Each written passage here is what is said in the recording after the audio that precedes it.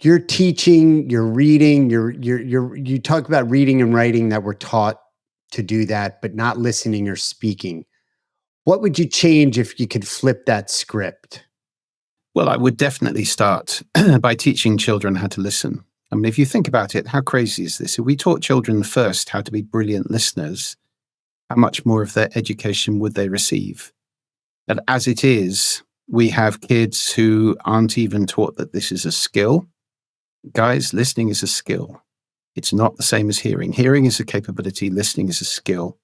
So children conflate those two things and they think everybody just listens. I just listen. That's what I do. No, listening is something you can practice and master and become very, very good at, which has got huge advantages. First of all, to how you learn.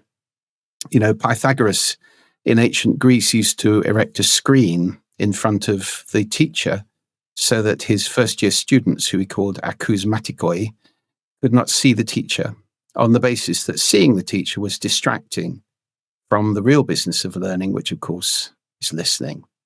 So listening it's the primary way we learn, and we don't teach it. So this is madness. We spend all this time on sending education. How good is the curriculum? How good are the teachers? And then we sit children in dramatically awful acoustic environments, in classrooms with hard surfaces, with reverberation, with noise, and so forth. And we expect them to receive their education when half of them can't hear it and the other half aren't listening anyway. So we need to start asking, how is the education received? Not how good is the sending, but how good is the receiving? What a difference that would make in the world. And of course, if we taught children how to listen and they grew up as listening adults, we'd have a very different society, wouldn't we? So, yeah, I would change that immediately.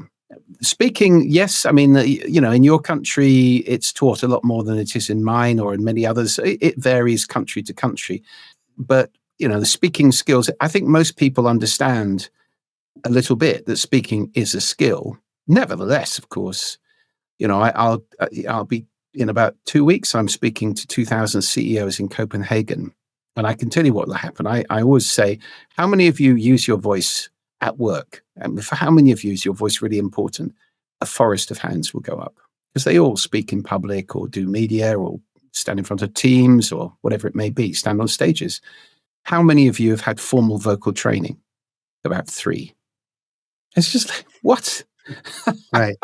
What is going on? Guys, if the voice is important, train it. So, but they do know, I think most of them know that it's quite an important skill. And a lot of people know they don't have it. Hence, my TED Talk on speaking became so popular. But it's been seen by 5 times as many people as my TED Talk on listening. And a world where we all want to be heard, but nobody's listening, that does not work very well, does it? It's so interesting, to hear and to listen. 2 separate words, 2 separate meanings, 2 different actions. And one is a capability, as you say, and one is something that you can develop, acquire. It's a muscle. It's a skill.